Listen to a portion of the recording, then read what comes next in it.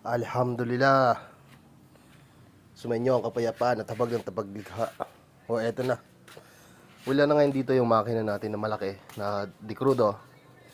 Dahil yan nga ay dinala na natin sa bangka. Kaya naman ang mga natiran lamang ay itong mga lock nila. Yan. Mga nut. Tapos itong pliers ang ating ginamit na pang... Ay. Panlagay ko to sa kilikili ah. Rexona ng pink. Nabango kasi ito eh. Sana may laman pa kahit konti. Huwag na. Kadiri. Okay. Dito tayo. Dire-diretso lang tayo. Bukas naman susubukan na natin gamitin. Nang sa ganoon makapag-umpisa na tayo makapaghanap buhay.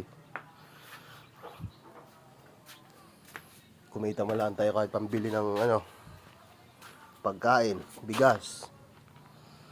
Yan. Then itong usang na to. Ito makina to. Ito si Color Engine. 12 horsepower Magnum. Sinauna pa. Ito ginagamit natin to sa pandagat. Muna kasi tayo may kakayahan to sa heavy duty. Kahit matagal talaga siyang tumatakbo, kaya niyang i-sustain kung gaano man siya katatag talaga. Ganun po ang kakayahan ng cooler na to. Yan. Ito naman noong panahon pa ng 2000. Ito ginagamit natin noong panahon 2000. Tapos in the past year ago, 2005, yun nga ginamit na natin yung ating diesel na 18 HP. Tapos ang pinalitan na ito, itong maliit na to. Nahihirapan kasi tayong gumamit ng gasolina. Ang hirap mag-timing, ang daming proseso.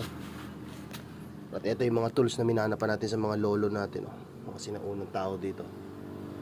Yan, kung mapantin nyo sa loob na yan, maraming mga gamit dyan. Mga ihe, yung mga tubo na yan. Yung parang tangkay ng pala na yun, sagwan yun. Yan. Ito pa nga yung ginagamit natin na pang kasalukuyang panlaban sa putik, ulan.